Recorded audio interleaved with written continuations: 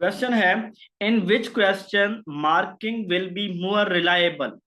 कौन से ऐसे क्वेश्चन है जिसके अंदर मार्किंग ज्यादा रिलायबल होती है। रिलायबल से मुराद है कंसिस्टेंसी होना। यानी एक पेपर मैंने चेक किया है, मैंने उस पेपर के 10 नंबर लगाए हैं और कोई और बंदा पेपर चेक करता है, तो क्या वो उसके नंबर ऊपर नीचे होते हैं? यानी वो आके 7 कर दे, वो आके 6 कर दे, वो आके 10 9 लगा दे। क्या ऐसा हो सकता है? ऐसा पॉसिबल है? तो ऐसा पॉसिबल किस में नहीं होगा? मतलब किस में होगा? अभी ऐसा पॉसिबल शॉर्ट क्वेश्चन में हो सकता है। मैंने जैसे होता पेपर जब हम चेक कर रहे होते हैं ना, तो पेपर पे कुछ लोगों की तो आदत होती है कि उन्होंने बच्चों ने जो शॉर्ट क्वेश्चन किए होते हैं ना, उन्होंने एक एक नंबर ही लगा देना। कुछ की होती है कि बच्चे ने एक लफ्ज भी ठीक लिखा है, उसे पूरे 2 नंबर दे देते हैं, 2 नंबर के शॉर्ट क्वेश्चन। ऐसे है। तो ऐसे में जिसमें किसी ने 10 नंबर दिए हैं, कोई 4 दे सकता है, कोई 5 दे सकता है, मर्जी है। कंप्लीशन के अंदर भी हो सकता है कि कोई बंदा वो जो टर्म्स यूज करनी थी, वो चाहे सिनोनिम यूज किया है लेकिन अगले बंदे को पसंद नहीं आया, उसको काट दे। तो एमसीक्यूज एक ऐसा है कि जिसकी रिलायबिलिटी ज्यादा है। जितने नंबर मैं दूंगा, यानी एक बंदा देगा अगला भी वही देगा, तो इसकी रिलायबिलिटी जो है वो ज्यादा है। तो ये एमसीक्यूज होगा। नेक्स्ट हमारे पास फैसिलिटी इंडेक्स। ये अब एक नया कंसेप्ट आ रहा है, और ये कंसेप्ट है आपके जो टॉपिक है आइटम एनालिसिस, ये उसमें से ये सवाल है। मैं थोड़ा सा यहाँ पे बता दूं क्योंकि आप लोगों को इसकी, जिन लोगों को इसका पता नहीं है उनके लिए मसला होगा।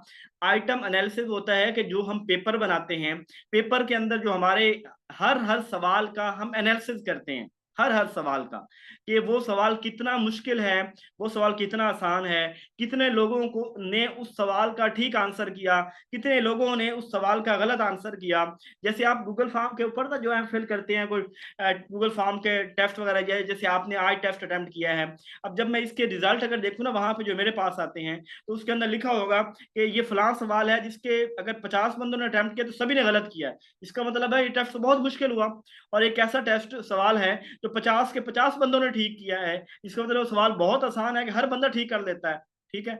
और कुछ होते हैं कि वो सवाल जिनमें 25 बंदों ने ठीक किया है, 25 में गलत किया है। मैं कहता हूँ ये एक अच्छा सवाल है कि जो जिसने नालायकों को एक साइड पे कर दिया और लायक बच्चों को एक साइड पे कर दिया।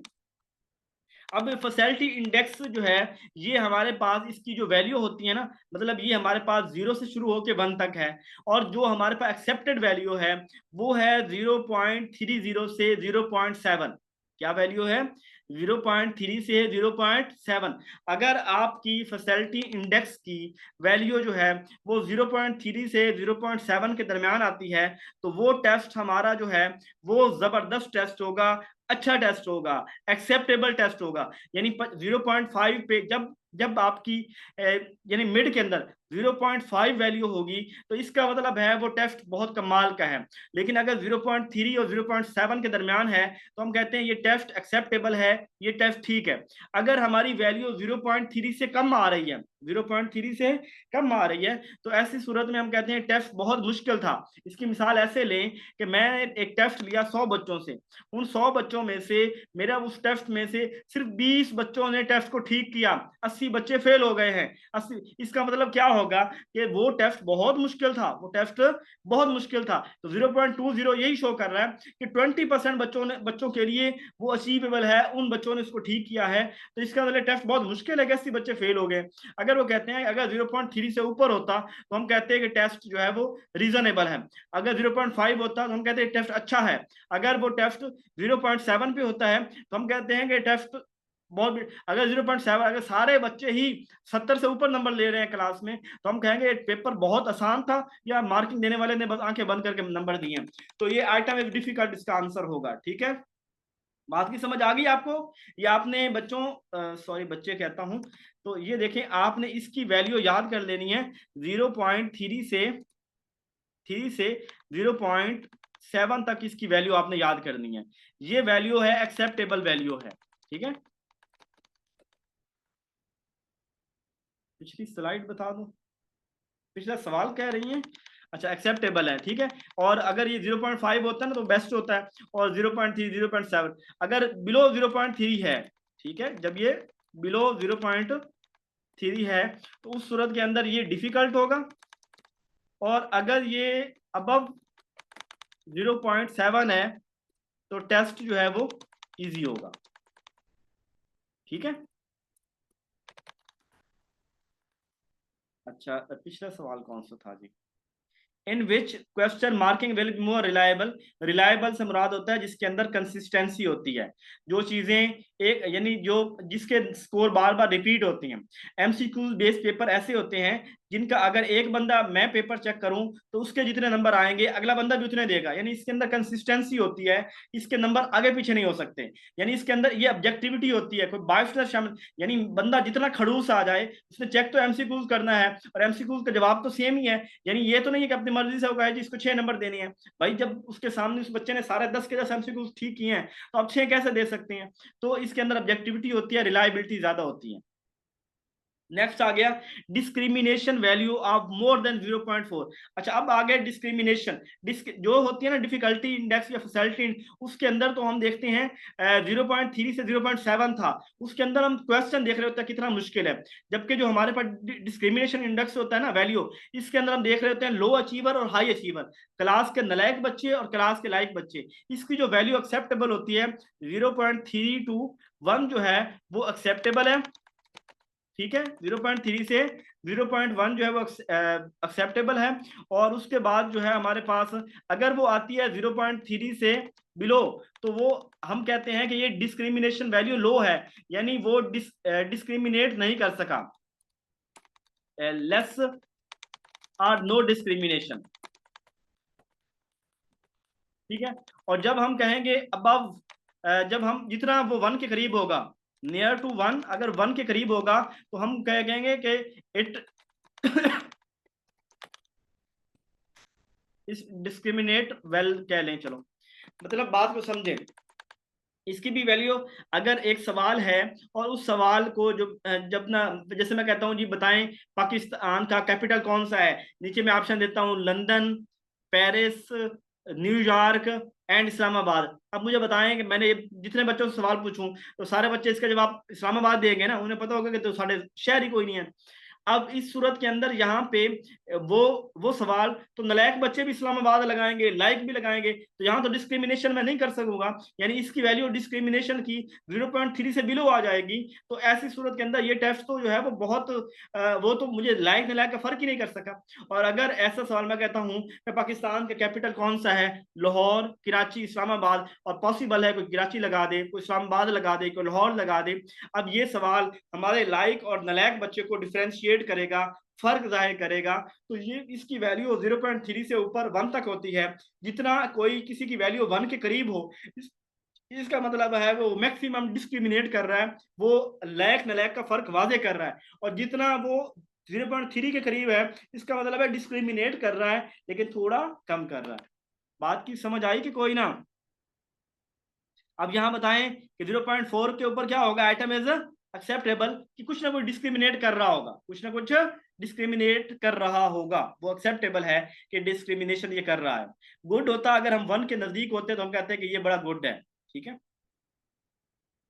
उसके बाद है running description of active behaviour of a student as observe by teacher is. जब भी क्लासरूम के अंदर बिहेवियर को ऑब्जर्व करना, बिहेवियर को, यानी पुराने टाइम के अंदर और अब भी दुनिया के अंदर इस वक्त भी स्कूलों के अंदर एक रजिस्टर होता है, जिस रजिस्टर के अंदर उस बच्चे के उस बच्चे ने की सारी हर बात उस बच्चे को पता नहीं होती, खामोशी से नोट की जा रही होती है कि ये बच्चा क्लास में टाइम पे आता है, ये बच्चा लड़ाई नहीं करता, इसका बिहेवियर टीचर के साथ बहुत जबरदस्त है, इस बच्चे ने आज ये फला, यानी ये बच्चा जो है ना जब अपने फ्री टाइम के अंदर ये कर रहा होता है, उसकी सारी बातें बिहेवियर नोट किए जा रहे हैं। और ये चीजें जो है ना जिसके अंदर बिहेवियर को नोट किया जाता है, इसे एनेक्डोटल रिकॉर्ड बोलते हैं। बिल्कुल आप लोगों ने ठीक समझा, यानी जहां पे ऐसा रजिस्टर जिसके अंदर बच्चों के बिहेवियर को नोट किया जाता है, उनके बिहेवियर को लिखा जाता है, और इसका बच्चों को नहीं पता होता कि हमें नोट किया जा रहा है, हमें लिखा जा रहा है, हमारी सब वो एनेक्डोटल रिकॉर्ड होता है। इसका फायदा ये होता है कि अगर एक टीचर क्लास छोड़ जाता है, वो टीचर जो है मतलब हमारे पास नहीं होता, दुनिया के अंदर, या मेरे ख्याल है कि बड़े इदारों में शायद होता हो, ठीक है, पेडागोजी कहती है कि ये बड़े इदारों में होता है, पता नहीं कौन से इदारों में। अच्छा, तो अगर ना टीचर क्लास छोड़ जाता, नए टीचर को देता है, तो उस टीचर को जो है ना, वो जो नया टीचर है वो उसको पुराना टीचर रजिस्टर देता है कि इसमें देख लेना इस बच्चे का जो है ना वो सारा एटीट्यूड बिहेवियर इसके अंदर इसका लिखा हुआ है, तो पता चल जाता है कि यार ये क्लास में ये बच्चा कैसा है। उसके अलावा जब वालिदैन आते हैं तो उनको भी बताया जा सकता है।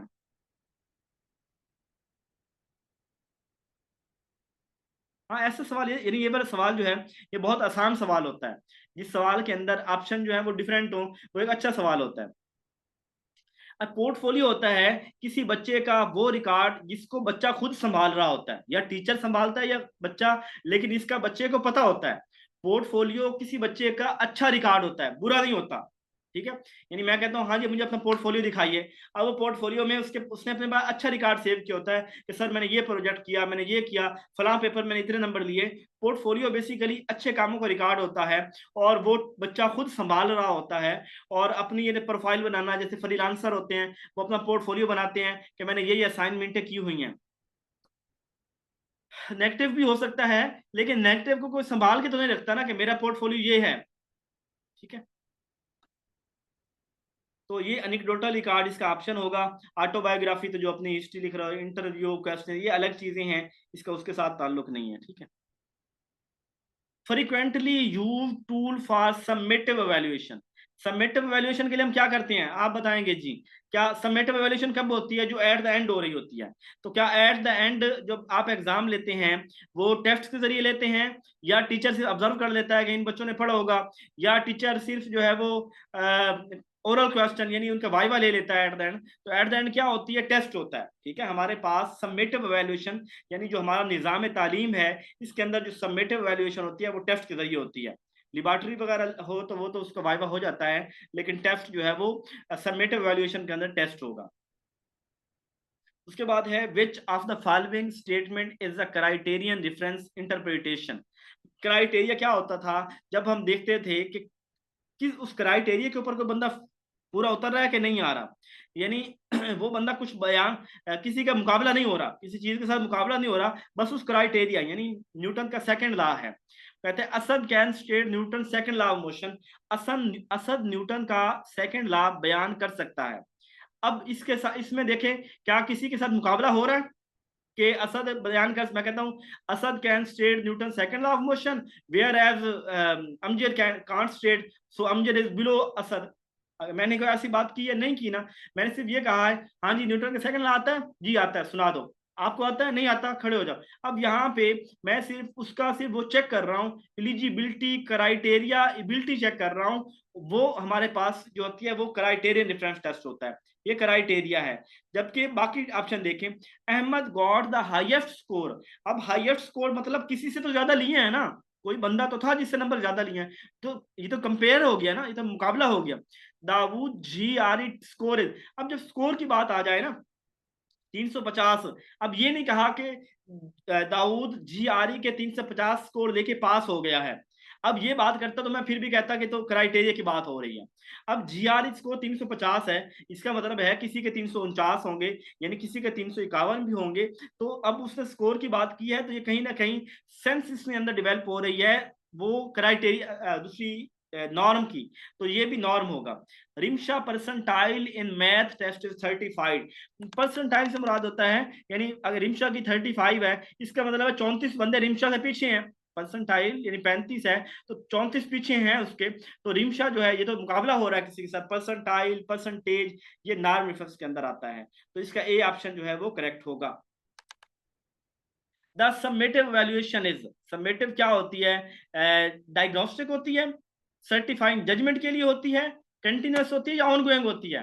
जी बिल्कुल, जो देखो डायग्नोस्टिक तो होती है डिफिकल्टी को आइडेंटिफाई करने के लिए, सर्टिफाइंग जजमेंट होता है जिसकी बुनियाद पे हम फैसला कर रहे होते हैं इस बच्चे को पास करना है कि फेल करना है, एट द एंड हो रही होती है तो सर्टिफाइंग जजमेंट हो गया। कंटिन्यूस होते हुए जो चल रही होती है, ऑन गोइंग वही जो चल रही होती है, तो सर्टिफाइंग जजमेंट जो है वो इसका करेक्ट आंसर होगा। ओके, ठीक समझे आप लोग?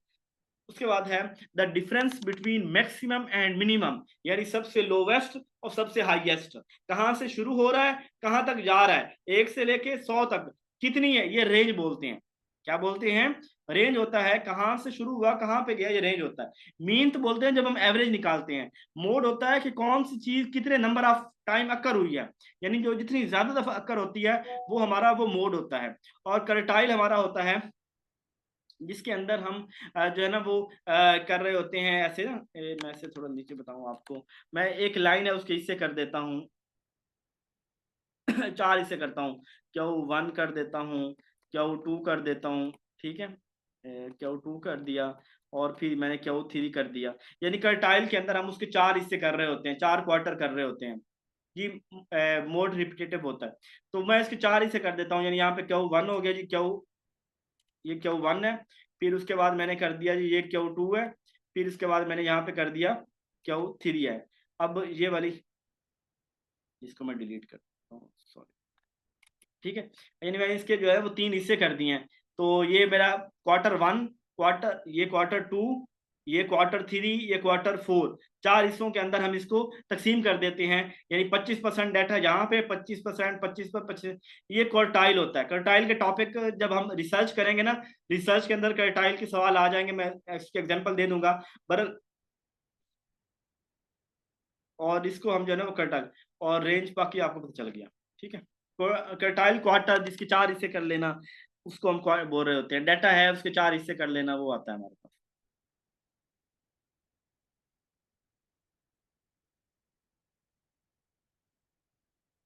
जैसे हाँ बिल्कुल, आप कहते हैं दुकान में जाते हैं तो कहते हैं कि ये चीज लेनी है तो आपको पसंद, वो आपको से पूछता है कि आपको कितनी रेंज में चाहिए, तो आप कहते हैं मैं तो चाह रहा था कि 1500 तक हो, यानी मैं ये ख्वाहिश है एक तो लेके 1500 तक वो चीज़ हो तो मैं ले लूँ, अगर इससे ज़्यादा है तो मैं नहीं खरीद सकता। तो ये इस तरह की रेंज हमारी ये चीज़ होती है।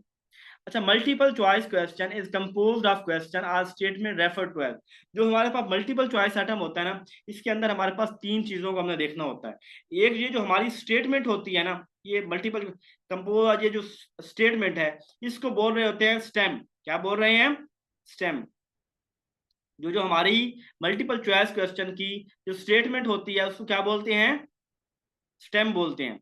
फिर वो जो हमारे पास इसके अंदर जो ऑप्शन होते हैं, जो हमारे पास इसके चार ऑप्शन है ना, फॉर एग्जांपल जैसे सवाल है, इसके चार ऑप्शन है, इस चार ऑप्शन के अंदर एक ऑप्शन तो ये ठीक हो गया, जो गलत ऑप्शन होते हैं उनको डिस्ट्रैक्टर बोलते हैं। ये अहम बात है, याद रख लें। यानी जो चीज जो हमारा सवाल है उसको स्टेम बोल दिया, सवाल की स्टेटमेंट, जो हमारे रॉन्ग आंसर होते हैं उनको डिस्ट्रैक्टर बोलते हैं, और वो आंसर जो हमारा जो यहाँ पे ये है, जो ठीक आंसर होता है उसको आंसर बोलते हैं, ठीक है। बाकी तीन बातें मैंने यहाँ पे कर दी हैं। जो ठीक आंसर ऑप्शन होगा वो आंसर होगा, जो गलत ऑप्शन होंगे वो डिस्ट्रैक्टर होंगे, और जो सवाल की स्टेटमेंट होगी वो स्टेम होगी। करेक्ट आंसर को आंसर बोलते हैं, ठीक है, करेक्ट आंसर को आंसर बोलते हैं। अच्छा, the length of a test is an important factor in obtaining a representative। ये बात थोड़ी, ये सवाल रिसर्च का है, यहाँ पे आ गया है। आप एक टेस्ट ले रहे हैं, मैं ये थोड़ा से सवाल समझने वाला है तो तवज्जो रखिएगा। आप एक टेस्ट ले रहे हैं, और टेस्ट जो है ना वो, यानी जैसे मैं कहता हूँ ना कोई वैल्यू होती है, 5, 7, 8, 9, 5, 10, 21, 50, 45, 70, अब बहुत सारी वैल्यूज हैं। अब यानी उसकी वैल्यूज ज्यादा हैं, उनकी वैल्यू के ऊपर असर किस चीज का होगा, क्या उसके मीन को फर्क पड़ेगा। यानी मीन तो हम कहते हैं कि जितनी हमारे पास वैल्यूज ज्यादा होंगी, जितनी हमारे पास वैल्यूज ज्यादा होंगी उतनी वैल्यू बड़ी, यानी अगर 20 वैल्यू है तो सब वैल्यू को, यानी sum of all values divided by number of values हो जाएंगे ना, तो वो हम कर लेते हैं कि हमारे पास मीन हो गया। अब इसके तो फर्क नहीं पड़ा, अगर 21वीं वैल्यू होगी तो वो 21वीं पर डिवाइड हो जाएगा। मोड हम कह रहे होते हैं कि हमारे पास फॉर एग्जाम्पल अगर कोई 21 वैल्यू हो जाए, यानी 5, 7, 8, 9, 21, 25, 30, इस तरह इतनी वैल्यूज हो गई हैं, तो हम तो उसमें मोड में देख रहे हैं कि कौन सी चीज कितनी दफा रिपीट हो रही है, हमें इससे फर्क नहीं पड़ता कि वैल्यूज कितनी ज्यादा है, हमें रिपीट होने वाली वैल्यूज से। मीडियन कहते हैं सेंटर को, वैल्यू जितनी ज्यादा हो हमने तो सेंटर वाली वैल्यू लेनी है। सैंपल ये होता है, देखिए जब हम रिसर्च करते हैं ना, तो जी मीडियन सेंटर होता है। तो जब हम रिसर्च करते हैं, रिसर्च के अंदर जब हम सैंपल ज्यादा लेते हैं ना, तो हमारी उस रिसर्च की क्रेडिबिलिटी ज्यादा होती है। यानी आप कहते एक बंदे ने डाटा लिया है 50 लोगों से और एक बंदे ने डाटा लिया है 100 लोगों से। अब जो 100 लोगों वाले का एवरेज निकलेगा, जो 50 लोगों का एवरेज निकलेगा, किसकी वैल्यू ज्यादा होगी? 100 वाले की होगी ना। यार उसने 100 बंदों की राय ली है, यार उसकी वैल्यू ज्यादा है कि अब 100 के अंदर बहुत ज्यादा सैंपल उसने लिया है। अगर एक 50 बंदा, हो सकता है 50 बंदे ने वो असल रिप्रेजेंटेटिव सैंपल जो था वो ना ले सका हो, तो इसका आंसर सैंपल है। बात की समझ आई है? थोड़ा रिसर्च बेस्ड क्वेश्चन था ये वाला। तो आपको समझ आई कि बाकी तीनों को, मीन मोड मीडियन को वैल्यू बढ़ने से कोई फर्क नहीं पड़ता, लेकिन जो सैंपल होता है इसको फर्क पड़ता है। जब हमारी वैल्यू बढ़ेगी तो हमारा जो सैंपल है, सैंपल की क्रेडिबिलिटी बढ़ेगी। यानी जितने ज्यादा लोगों से, अगर आपने किसी सर्वे करना है, जितने ज्यादा लोगों से आप बात पूछेंगे, आपकी क्रेडिबिलिटी उतनी ज्यादा होगी उस रिसर्च की कि इसने ज्यादा लोगों से बात पूछी है। ओके, नेक्स्ट है द टाइप ऑफ ऐसे item in which contents are limited, जिसके अंदर कंटेंट लिमिटेड होता है। यानी आपसे मैं सवाल करता हूं या कोई, तो आप लिमिटेड जो गुफ्तगू हो रही होती है, तो वो कौन सा होगा? एमसीक्यूज होगा, रिस्ट्रिक्टेड रिस्पॉन्स एटम होगा, मैचिंग होगा, एक्सटेंडेड रिस्पॉन्स होगा। देखें, जहां पे पेपर लेते हुए आप लिमिट लगा रहे हैं, अब यहाँ पे एक बात और भी याद रख लें, कुछ लोग तो कह सर ये सवाल की स्टेटमेंट के अंदर आ रहा है ऐसे, क्या आ रहा है? ऐसे। ऐसे मतलब वो जो जो मजमून हम लिख रहे होते हैं, अगर मजमून लिखते हुए हमारे ऊपर पाबंदी लगाई जाए, type of test by purpose method पढ़े ना, तो type of test by method के अंदर हम ऑब्जेक्टिव सब्जेक्टिव की बात करते हैं। ऑब्जेक्टिव के अंदर एमसीक्यूज हो गया, फिल इन द ब्लैंक्स हो गया, ट्रू फॉल्स हो गया, मैचिंग का आइटम हो गया। और जो सब्जेक्टिव होता है उसके अंदर हमारे पास होता है ऐसे आइटम हो जाते हैं, ऐसे टाइप। और ऐसे के अंदर फिर हम दो में डिवाइड करते हैं, रिस्ट्रिक्टेड और एक्सटेंडेड। रिस्ट्रिक्टेड वो होता है, जैसे एग्जामिनर आपको कहता है ना कि right this answer in 10 line, explain this in 1 paragraph, explain in 200 words. अब जब वो जो एग्जामिनर लिमिट लगा रहा है तो वो रिस्ट्रिक्टेड रिस्पॉन्स होता है। और जहां पे वो खुला छोड़ रहा है कि आप जितना लिख, जैसे आपको सीएसएस के अंदर होता है 100 नंबर कैसे होता है, आपने वो लिखना होता है, जितना लिख ही जाओ, जितना मैक्सिमम 3 घंटों में लिख जाओ, तो वो एक्सटेंडेड होता है जी, एक्सटेंडेड में बढ़ा के लिखना होता है।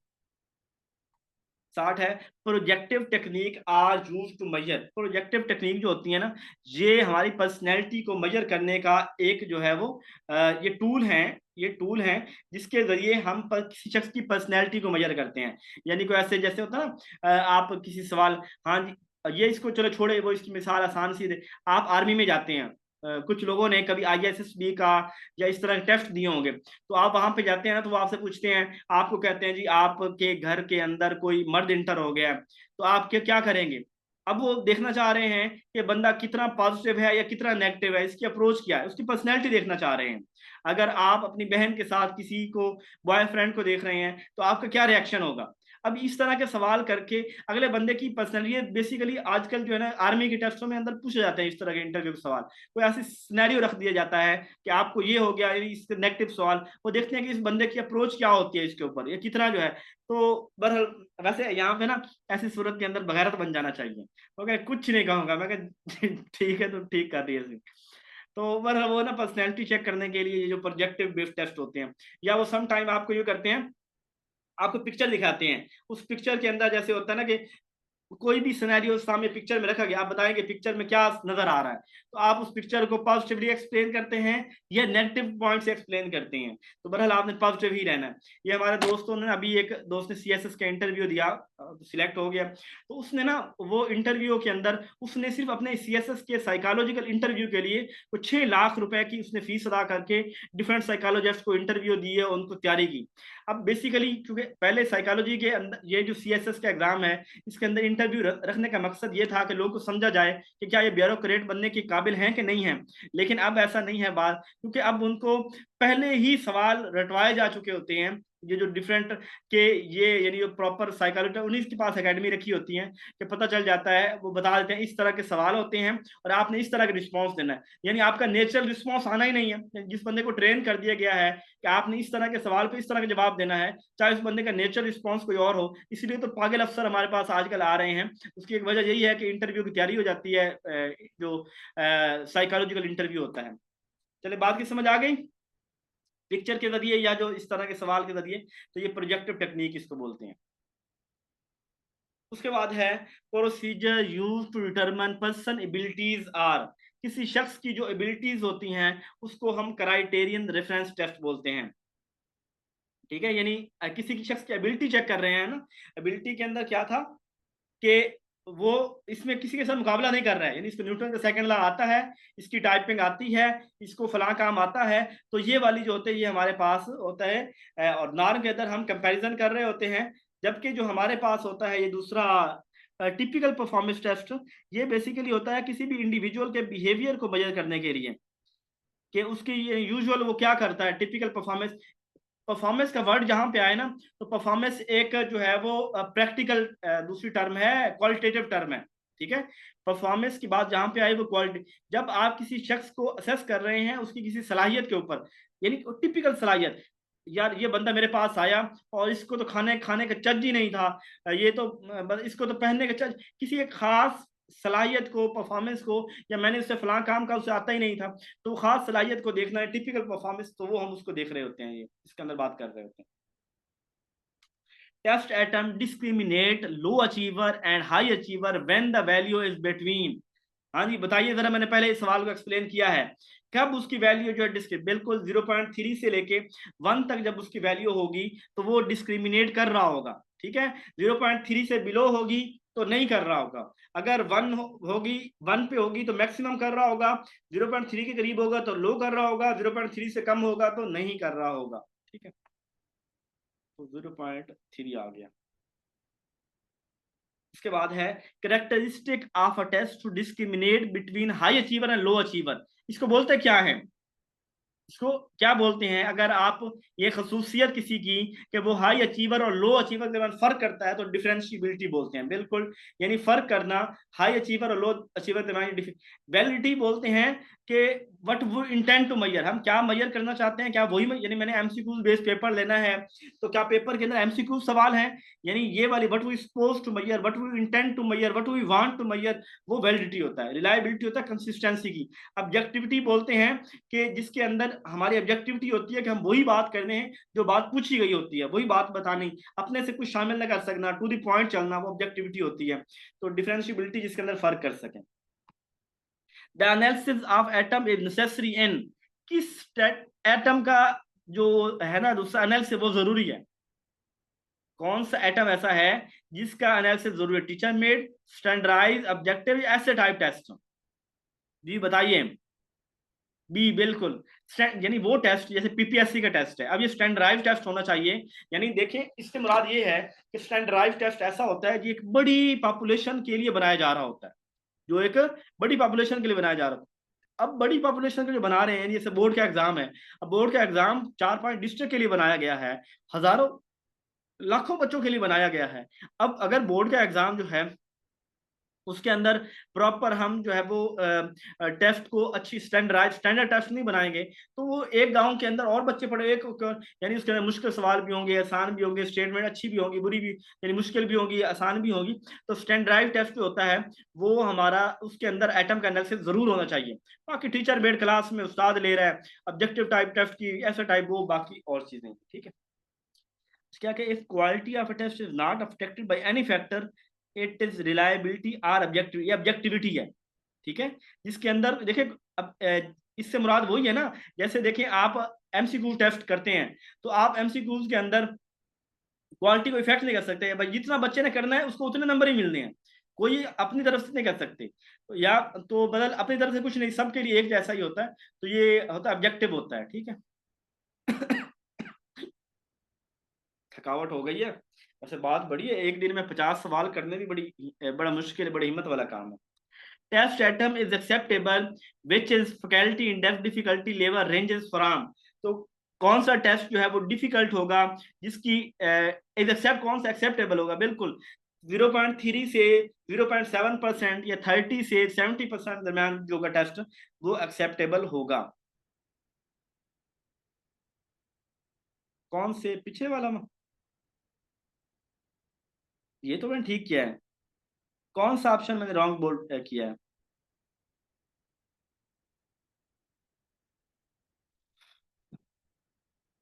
बताइएगा कौन सा सवाल मैंने किया है। अच्छा द करेक्ट ऑप्शन की बात हमने कौन सा था, करेक्ट ऑप्शन ठीक है, ये 64 का। देखिए मैंने कहा एटम किसके एनालिसिस, तो स्टैंडर्ड टेस्ट के अंदर एनालिसिस नेसेसरी होता है ना, कि देखें वो टेस्ट जो बड़े लोगों के लिए, ज्यादा सारी दुनिया के लिए बन रहा है, तो स्टैंडर्डाइज टेस्ट है। अब स्टैंडर्डाइज टेस्ट का प्रॉपर एनालिसिस होना चाहिए कि टेस्ट को जो है ना वो ब्लूम टैक्सोनॉमी को फॉलो किया हुआ है कि नहीं किया हुआ, टेस्ट की स्टेटमेंट कैसी है, टेस्ट की जो है वो स्टेटमेंट ठीक है, ये सारी चीजों को देखना, ये हम स्टैंडर्डाइज टेस्ट में हम देखते हैं। जो टीचर मेड टेस्ट होता है तो क्लास में उस्ताद ले रहा है, अब इसके अंदर क्या हम बड़े चेक एंड बैलेंस रखें, उस्ताद का दिल किया है, वो उसने जो पढ़ाया है वो चेक करना चाह रहा है, उस्ताद ने टेस्ट बना लिया, अब इसके एनालिसिस की जरूरत कोई नहीं है। ऑब्जेक्टिव टाइप टेस्ट, उसके अंदर ऑब्जेक्टिव इसके एनालिसिस, अब ये हमें चूंकि यहाँ पे स्टैंडर्डाइज के अंदर पता लग रहा है कि एक बड़ी पॉपुलेशन के लिए है, इस वजह से करके हम इसका एनालिसिस कर रहे हैं। ठीक है, student performance is compared with clearly defined learning task, किसी शख्स के साथ परफॉर्मेंस कंपैरिजन नहीं हो रही, बल्कि परफॉर्मेंस कंपैरिजन हो रही है कि किसी एक खास क्राइटेरिया, यानी इस बंदे को न्यूटन का सेकंड लॉ आता है, इस बंदे को टाइपिंग आती है, ये बंदा भाग सकता है। अब एक टास्क के अगेंस्ट कर रहे हैं, किसी शख्स के अगेंस्ट नहीं कर रहे हैं, तो क्राइटेरियन रेफरेंस टेस्ट होगा। ठीक है, उसके बाद है जी the purpose of formative evaluation. Formative evaluation के अंदर क्या करते हैं, मॉनिटरिंग स्टूडेंट प्रोग्रेस, मैंने बात आपको कही थी, क्या ये यही है। Decision of what to measure, क्या डिसीजन लेते हैं, डिसीजन हम लेते हैं समेटिव में। डेवलपमेंट ऑफ टेस्ट, टेस्ट बनाना वो तो अलग से चीज है। एडमिनिस्ट्रेटिंग द टेस्ट, टेस्ट की एडमिनिस्ट्रेट करना वो एक अलग से चीज है। तो ये डिसीजन ऑफ प्रोग्रेस को चेक करना वो हमारे पास होता है। देखिए मैंने बात की है सर जी कि सिर्फ जब हम एक लर्निंग टास्क के को डिफाइंड टास्क के ऊपर, अगर नॉर्म होता है जब आप किसी का कंपैरिजन किसी शख्स के कर रहे हैं, किसी इंडिविजुअल के साथ जब कंपैरिजन कर रहे होते हैं वो नॉर्म होता है। और जब हम किसी टास्क, यानी मैं जैसे कहा हाँ जी इस बच्चे को टाइपिंग आती है, ठीक हो गया जी, यानी मेरा क्राइटेरिया क्या है, टाइपिंग है, इस बंदे ये बंदा दौड़ सकता है, मेरा क्राइटेरिया दौड़ना, ये बंदा वजन उठा सकता है, मेरा क्राइटेरिया कि वजन उठा सकता है कि नहीं उठा सकता, इसको न्यूटन सेकंड ला आता है, मेरा क्राइटेरिया ये था। तो क्राइटेरिया जब हो वो क्राइटेरियन होता है, यानी जब लर्निंग टास्क को जब कंपेयर कर रहे हो किसी इंडिविजुअल के साथ, तब हम नॉर्म के अंदर आते हैं।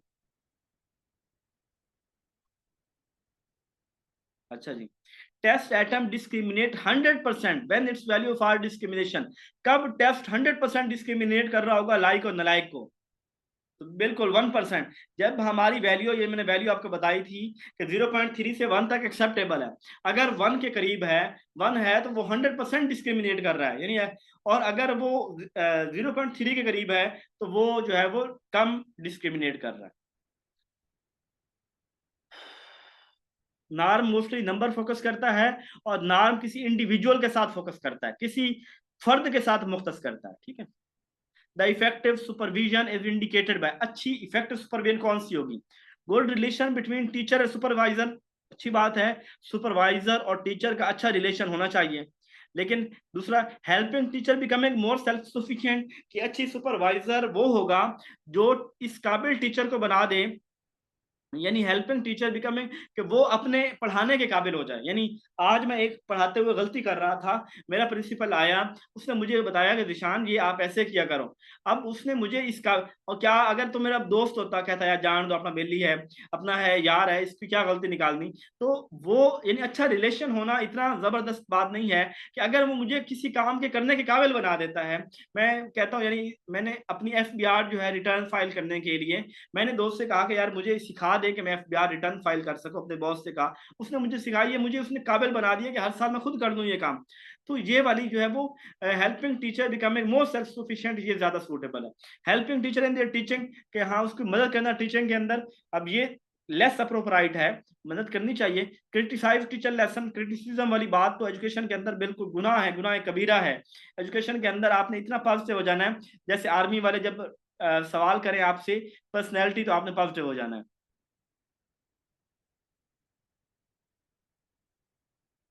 अच्छा जी 71, ये हमारे पास टाइम है 4 मिनट, तो इसलिए 4 मिनट। अच्छा वो मुझे सर किसका था, सर फहद अब्दुल्ला साहब, आपका सवाल जो था ना, बिल्कुल 23 के अंदर हम स्टेटमेंट में नॉट लिखा हुआ है, इस वजह से करके हम उसका जो है ना वो पहले की तरफ ऑप्शन की तरफ आएंगे। 50 सवाल हो गए हैं। 95 सवाल तक ये हमारा चैप्टर ये वाला चलना है यार। कर ले 2-3 ये जो निकल जाए सवाल। इतने सवाल 5000 सवाल हमने करने हैं। और अगले महीने जो है ना वो जो मेल है उनका टेस्ट भी है, इसलिए मेल को देखते हुए ना हम मैक्सिमम कर लें। The test design to predict future performance, ये एप्टीट्यूड टेस्ट होता है, जो वो टेस्ट जो मुस्तकबिल की परफॉर्मेंस को देखने के लिए होता है। यानी जैसे आपका होता है ना आप कोई NTS test, E CAT test, कोई इस तरह टेस्ट देते हैं जिससे पता चल जाए कि इस बंदे को जो है ना ये आज ये बंदा टेस्ट अच्छा परफॉर्म करता है तो मुस्तकबिल में भी अच्छा परफॉर्म करेगा। जैसे हमारा टेस्ट हुआ था लेक्चरर एजुकेशन का, तो वो कि इस बंदे को एजुकेशन आती है कि नहीं होती, एप्टीट्यूड टेस्ट होता है। नार्म जिसमें कंपैरिजन होता है। अचीवमेंट टेस्ट वो होता है जो क्लास जो आउटकम देखने के लिए होता है। अच्छा, एडमिशन टेस्ट के अंदर ना दो चीजें आपने याद रखनी है, एक होता है प्लेसमेंट टेस्ट, एक होता है एप्टीट्यूड टेस्ट। हम प्लेसमेंट टेस्ट को एडमिशन टेस्ट के लिए कहते हैं। जब किसी बच्चे को अगली क्लास में बिठाना हो तो एडमिशन टेस्ट की जो बात वो प्लेसमेंट टेस्ट बोलते हैं। ये भी आ सकता है, लेकिन अगर दोनों ऑप्शन आ जाए ना एप्टीट्यूड और प्लेसमेंट, तो प्लेसमेंट को हम एडमिशन टेस्ट बोलते हैं। और जो एप्टीट्यूड टेस्ट है ये मुस्तकबिल की जॉब के हवाले से हम ज्यादा इसको सूटेबल ले रहे होते हैं। ठीक है, बहरहाल अगर ऑप्शन में ना हो प्लेसमेंट तो फिर आप ये भी कह सकते हैं। अचीवमेंट होती है उसकी आउटकम देखने के लिए जो पढ़ाया है वो बच्चों ने किया कि नहीं, क्राइटेरिया में कंपैरिजन क्राइटेरिया के ऊपर करते हैं। The quality of test showing ease of time, ऐसा टेस्ट जिसको लेने में टाइम भी कम लगता है, उसके ऊपर खर्चा भी कम आता है, उसको लेना भी आसान है, उसको इंटरप्रेट करना भी आसान है। यानी ऐसा टेस्ट जिस टेस्ट को बनाना भी आसान, उसको लेना भी आसान, उसको चेक करना भी आसान, उसकी वैल्यू भी ज्यादा, इंटरप्रेट करना भी आसान, इसे टेस्ट को यूजिबिलिटी बोलते हैं। क्या बोलते हैं? यूजिबिलिटी बोलते हैं। जबकि हमारे पास जो ऑब्जेक्टिविटी होता है, ऐसा टेस्ट जिसके अंदर कोई बायसनेस ना हो, ये अपने मकसद के ऊपर पूरा उतरता ऑब्जेक्टिविटी होता है। डिफरेंशियबिलिटी फर्क करने वाले के लाइक और नलाइक, लो अचीवर हाई अचीवर के दरमियान, और रिलायबिलिटी कंसिस्टेंसी को देखने के लिए होता है। तो ये आंसर यूजिबिलिटी होगा। रिलायबिलिटी के अंदर क्या देखते हैं? क्वालिटी ऑफ टेस्ट, कंसिस्टेंसी देख रहे होते हैं। रिलायबिलिटी कि उसके टेस्ट के यानी उसकी जो टेस्ट के रिजल्ट है उसके अंदर कंसिस्टेंसी कितनी है वो देख रहे होते हैं। हाइपोथेटिकल एस्टिमेशन यानी ये वो तुक्का लगाना मफरूजा वो नहीं है, तो ये कंसिस्टेंसी होता है। The process of obtaining numerical value, बहुत आसान सवाल, कौन सा जवाब होगा? जी, मेजरमेंट होगा। जो हम न्यूमेरिकल की बात करेंगे तो फौरी हम मेजरमेंट की तरफ आएंगे। The first step in measurement, measurement के अंदर पहला स्टेप क्या होता है? Decision of what to measure, development of test, administering the test, none. तो पहला हम ये करते हैं, भाई पहले फैसला करो मेजर करना क्या चाहते हो। यानी मैं बच्चों को एमसीक्यूज लेना है, किस बुनियाद पे लेना, यानी सबसे पहले हम फैसला करते हैं हमने मेजर क्या करना है, फिर उसके बाद हम टेस्ट बनाते हैं। तो पहला व्हाट टू मेजर पहले बात है। Objective type question have advantage over essay type question because such question, क्या इसमें फायदा है कि जो ऑब्जेक्टिव होता है इसको जो है वो इजी टू मार्क, ठीक है, इसको चेक करना आसान है, क्योंकि सब्जेक्टिव को तो पढ़ना ही बड़ा मुश्किल है। अच्छा, टाइम खत्म हो रहा है और 76 क्वेश्चन हमारे जो है वो हो चुके हैं। ये 76 की मैं आपने इसको देख लेना है, नोट्स को वीडियो के देख लेना है। किसी सवाल की अगेन कंफ्यूजन हो तो आपने ग्रुप के अंदर कर देना है। अभी भी मैं किसी ने कुछ पूछा था तो मैं बिजी हो गया था, मैं बाद में उसको भी देख लेता हूँ। ठीक है, इंशाल्लाह।